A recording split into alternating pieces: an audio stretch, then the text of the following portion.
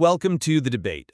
Imagine for a second just walking right down the middle of your city's historic Main Street. Right, completely car-free. Exactly. It's quiet, there are no cars, you can hear music from a nearby patio, and people are freely walking and biking exactly where traffic used to be. Yeah, it sounds idyllic. But now, imagine it costing up to $64 million just to keep those cars out. And that is the exact reality Santa Barbara is staring down today. It really is. Today we are digging into what happened at the April 28, 2026 City Council meeting. Specifically, the newly released draft State Street Master Plan. I mean, this is a massive 150-page document from city staff and consultants outlining a $48 to $64 million vision for the 400 through 1,300 blocks of our downtown corridor. Which is a huge stretch of town. Right, and it really forces the ultimate question for Santa Barbara, right?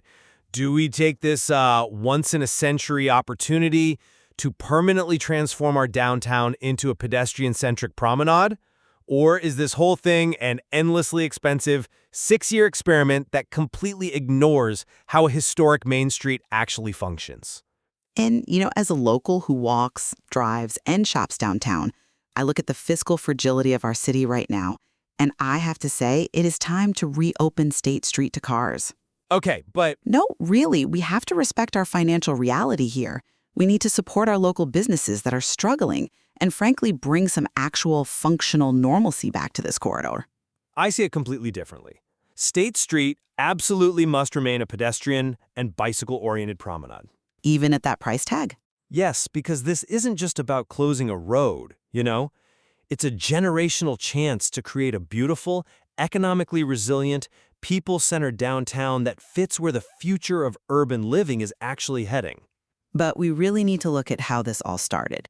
The closure in 2020 was a public health emergency measure. It was never designed to be permanent. Well, sure, initially, but... rolled some parklets, threw up some barricades, and somehow, 6 years later, we are still dragging out this experiment. And the word generational sounds incredibly inspiring until you actually look at the price tag. I mean, we are talking about a staggering $6 to $8 million per block. I get that, but because what started as a temporary measure, it accidentally revealed a massive, undeniable appetite for a totally different kind of city. We aren't guessing about this. You mean the foot traffic? Yeah, the hard data in the master plan report proves it. Right now, we are seeing between 8,000 and 11,000 pedestrians and over 2,000 cyclists using that corridor every single day. Sure, people are walking. And here is the kicker. Vehicle versus pedestrian and cyclist collisions are down by 50%. I mean, Santa Barbara has this incredibly rare chance to evolve. We've done this before. After the 1925 earthquake, we fully embraced the Spanish colonial revival architecture, and it defined us. That was a rebuilding effort, though. But it was a choice. And in 1969, we did the plaza redesign that widened the sidewalks. And people thought that was crazy at the time, too. Reopening the street to cars right now would completely waste a historic opportunity to build a welcoming environment that will define the city for the next 100 years. I come at it from a completely different way. That historical romance ignores the very real, very pressing business ecosystem that exists today. You have to look at the middle of State Street, the 700 to 900 blocks. The vacancies, you mean? Exactly. We have watched retail vacancies fluctuate between 30 and 45%. When you physically block vehicular access to a street, you fundamentally change its commercial viability. State Street has historic, practical functions. But retail is changing everywhere, not just here. That means vehicle access for casual discovery, it means business deliveries, emergency routing, and it means transit. When you cut off the cars, you are literally cutting off the lifeblood that sustains brick-and-mortar stores. I see why you think that, but let me give you a different perspective on how that ecosystem is actually functioning or really failing to function under the old model. The master plan realizes you can't treat State Street as one giant monolith. Right, the 3 districts idea. Yeah, it strategically breaks the street into 3 distinct districts. You've got the entertainment district down in the 400 to 600 blocks, the civic and commercial district in those struggling 700 to 900 blocks, and the arts district from 1,000 to 1,300. The plan for that middle section is to treat it as a pedestrian-first civic spine. A civic spine. Yes, we're talking about a space specifically designed for festivals, farmers markets, and public gathering. That is the actual solution to those vacancies. Come on, we can't just pretend downtown retail is the same as it was 20 years ago. But how does a weekend street festival replace a major anchor retail tenant? By changing the fundamental economic metric from volume of traffic to dwell time. I mean, e-commerce already killed the old model of driving downtown, parking, buying a sweater, and driving home. People do that online now. So retail is just dead? No. The only way retail survives today is through the experiential economy. If you build a beautiful civic spine where people want to bring their families, sit on a bench under an expanded tree canopy, and just linger for 3 hours, they inevitably buy a coffee, go into a boutique, and stay for dinner. That sounds nice, but You can't just pave the street, let cars drive through at 30 miles an hour, and expect major retailers to magically return. okay, but locals are tired of experiments. They want something that works. Drawing lines on a map and calling something a civic spine doesn't magically pay a commercial landlord's $15,000 monthly rent. Well, doing nothing won't pay it either. There is an inherent marketing value to cars driving slowly down a main street. Drivers see a storefront, they notice a new restaurant, and they make a mental note to come back. When you isolate these businesses in a pedestrian-only zone, you eliminate casual discovery. I don't think you eliminate it, you just... Look back at the 1969 plaza redesign you just praised. That design was highly successful for decades precisely because it balanced the needs of everyone. It gave us the wide sidewalks and the mature trees, but it maintained 2 lanes of car traffic. Why does a civic spine require permanently banning daytime vehicle traffic? Because mixing 2,000 cyclists, 10,000 pedestrians, and a steady stream of two-way vehicle traffic is exactly the mechanism that causes safety hazards. It degrades the very experience that makes people want to linger in the first place. But they need access. And to your point about needing access, the master plan actually addresses this through what I think is a brilliant operational compromise: the flexible, retractable Bullard system. I'm sorry, but I just don't buy that. Let me tell you why. Uh-oh. The consultant estimated these retractable bullards will cost $500,000 per intersection. $500,000 just for the traffic control mechanisms at every single block before you've laid a single new paver or planted a single tree. Yes, the upfront capital cost is real, I grant you that. But let's look at how the mechanism actually works. Think of the Bullard system like a valve in a heart. Okay. It allows the city to operate a pedestrian priority zone from 10 a.m. to 10 p.m., right? Maintaining that high pressure of foot traffic and outdoor dining when business is needed most. Then, at night, from 10 p.m. to 10 a.m., the valve opens. And we just hope the mechanics don't break down. The bollards physically lower into the ground, allowing delivery trucks, garbage collection, service vehicles, and emergency routing to flow through. It even leaves the 400 block entirely open to two-way traffic specifically to maintain primary emergency access to the Highway 101 underpass. It's just so overly complicated. It's an adaptive management tool. Yeah, but if we just reopen it to cars, what did we actually learn from the last few years? We learned that people want to dine outside without breathing in exhaust fumes. The ballers give us the mechanical ability to have both. An adaptive management tool that is going to be an operational nightmare. If you are a local trying to get across town or a tourist trying to find a parking garage, a street that is closed during the day but open at night except for certain blocks just creates total ambiguity. Well, people will learn the schedule. Plus, relying on this intricate daily dance of raising and lowering hydraulic bollards assumes the city has the ongoing operational budget and the staffing to manage, repair, and enforce it. I hear you, but State Street is still a street. That matters. It is a street, yes, but It's a critical artery in a broader grid. When you block the main artery, you force all that traffic and all those heavy transit buses onto Chapala and Anacapa streets. Those adjacent streets were never engineered to handle the primary load of our downtown traffic. it is a street, absolutely, but its highest and best use is no longer as a thoroughfare for cars to cut through town. And actually, you brought up the engineering of the streets, which is the perfect transition. Because we desperately need to talk about what actually makes up that terrifying $48 to $64 million estimate. Oh, I absolutely want to talk about that. Hold on. That sounds good on paper, but how does the city actually pay for it? Well, we have The presentation to the council noted that this relies on a patchwork of totally unconfirmed funding.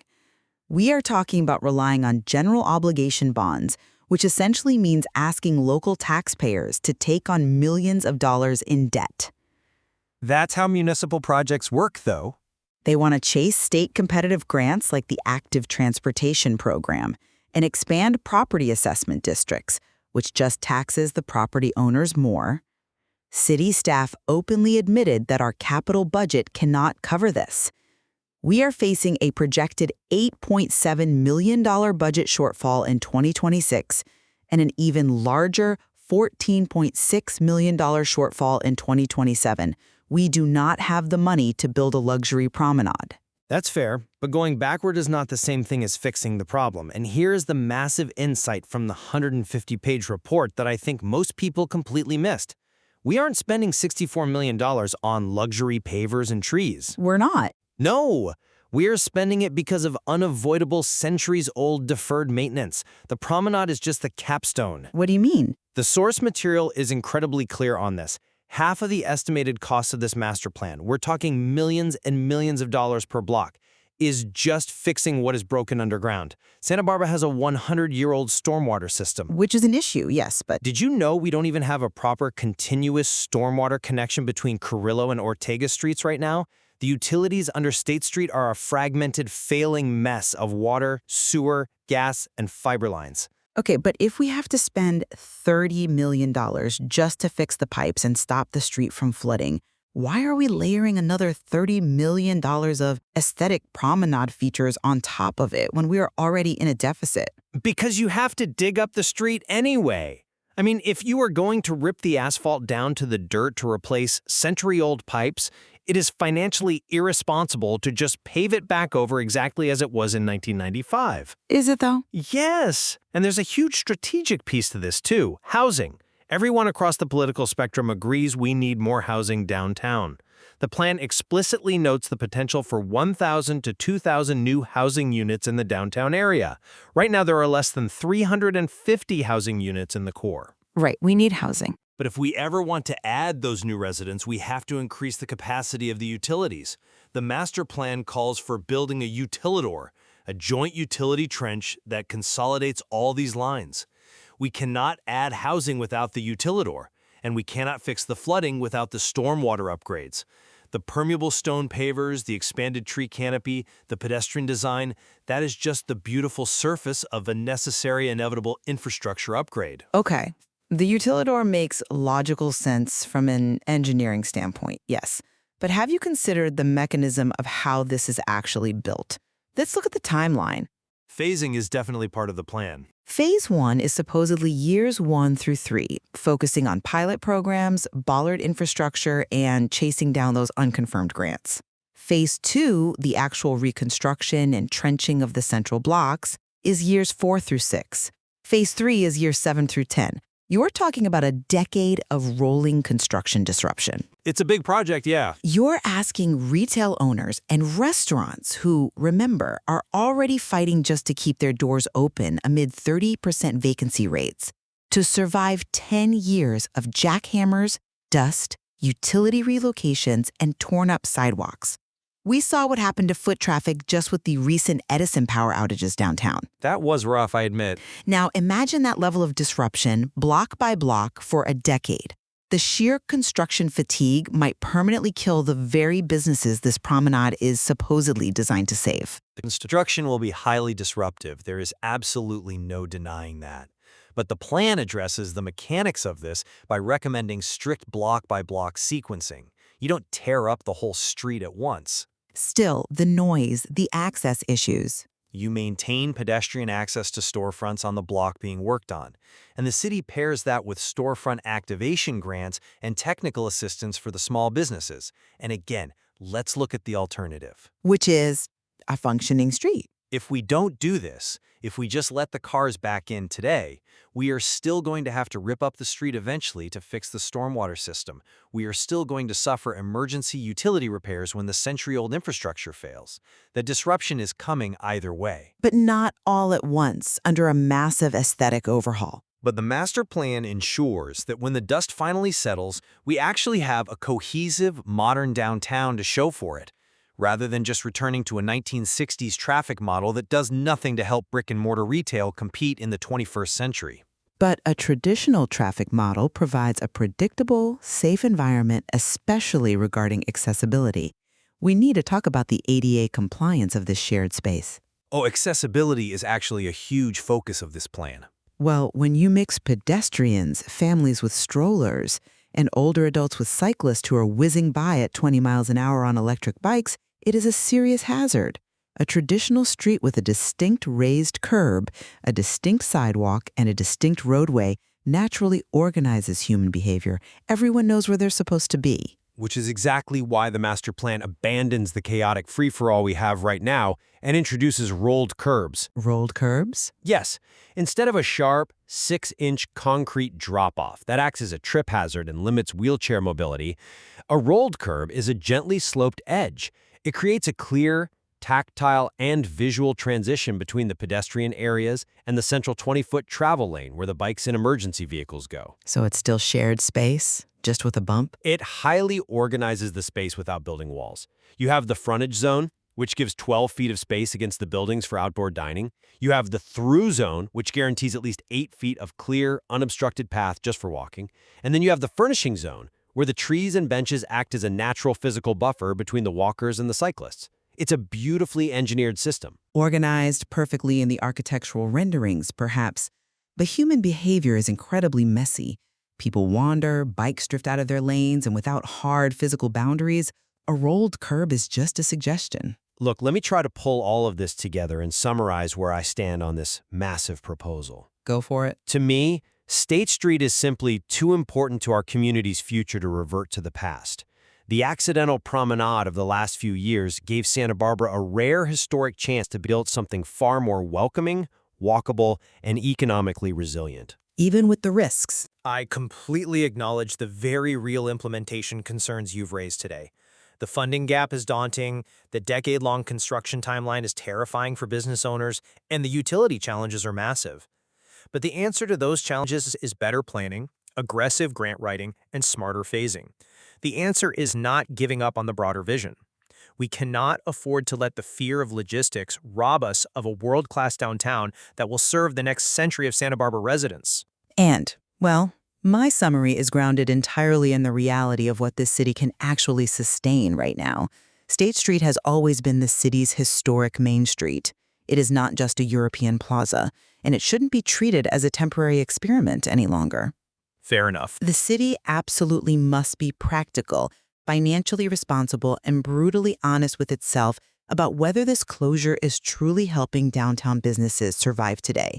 My grave concern is that Santa Barbara cannot afford endless planning, temporary aesthetic fixes, and a $60 million redesign while sitting in a deeply fragile fiscal position. We need a functioning street that serves all residents, respects our budget, and brings normal, everyday life back to the heart of the city today, not 10 years and $60 million from now. Which means there is a massive amount of work ahead for the city council, city staff, and the community. We are nowhere near the finish line. Exactly. So looking ahead, the immediate bureaucratic question is, what revisions will city staff actually bring back to the council after this initial presentation? Right, and how will they incorporate the more than 600 public comments and the years of feedback from the State Street Advisory Committee? Plus, the council still has to make the hardest decision of all. Where is this money actually going to come from? Yeah, and as they figure out the funding, we need to watch how they separate the long-term vision from the immediate actions.